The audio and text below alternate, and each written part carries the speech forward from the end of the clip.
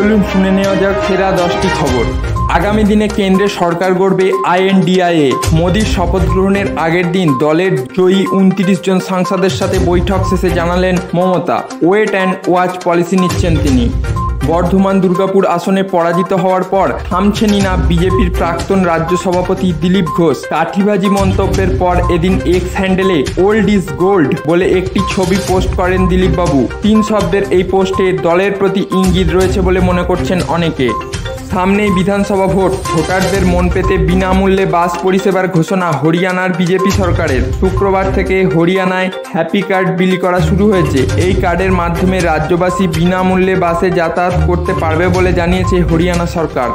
ভারত জোড়ো যাত্রার পর ধন্যবাদ যাত্রায় পা মেলাবেন রাহুলরা। উত্তরপ্রদেশে INDIA জোটের অভূতপূর্ব ফল দেখে উত্তরপ্রদেশ জুড়ে ধন্যবাদ যাত্রার আয়োজন করেছে জাতীয় কংগ্রেস। এই যাত্রায় সামিল হবে কংগ্রেসের দলীয় শীর্ষ নেতৃত্ব থেকে শুরু করে সাধারণ কর্মী সমর্থকরা।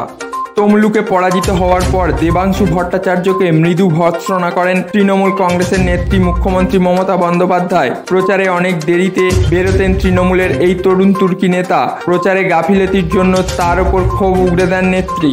ভোটে জয়লাভ করায় মোদিকে শুভেচ্ছা পাঠায় পড়শি তাইওয়ান, আর তাতেই চটেছে চীন। চাঁদে পা রেখেছেন শুধু আমেরিকানরাই, এবার সেই ঐতিহ্যে ভাগ বসাতে চলেছে জাপান। মার্কিন প্রেসিডেন্ট জো বাইডেন জানান 2026 সালে চাঁদে মহাকাশচারী পাঠাতে চলেছে নাসা। সেই মিশনে প্রথম ভিনদেশ হিসেবে পা রাখতে চলেছেন এক জাপানি। নিজের পুরনো দেশের বিরুদ্ধে খেলতে নামার আগে আবেগপ্রবণ আমেরিকার সৌরভ নেত্রভালকার। ভারতের হয়ে তিনি আন্ডার-19 ক্রিকেট ওয়ার্ল্ড কাপ খেলেন 14 বছর আগে। এই নিয়ে টানা 3 বার ফ্রেঞ্চ ওপেনের মহিলা সিঙ্গেলসের চ্যাম্পিয়ন হলেন ইশা সিয়ন্টেক। 67 মিনিটের ব্যবধানে ওড়ালেন ইটালীয় পাওলিনিকে। 6-2, 6-1 সেটে জিতে তিনি অর্জন করলেন নিজের 5ম গ্র্যান্ড স্ল্যাম। এত কম বয়সে এর আগে কোনো মহিলা টেনিস খেলোয়াড় 5টি গ্র্যান্ড স্ল্যাম অর্জন করতে পারেননি।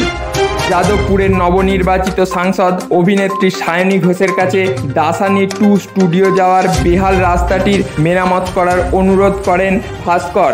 এর আগেও নেত্রী থাকাকালীন সায়নী অনেক সমস্যার সমাধান করেন বলে জানিয়েছেন ভাস্কর। তিনি আশাবাদী এই সমস্যারও দ্রুত সমাধান হবে।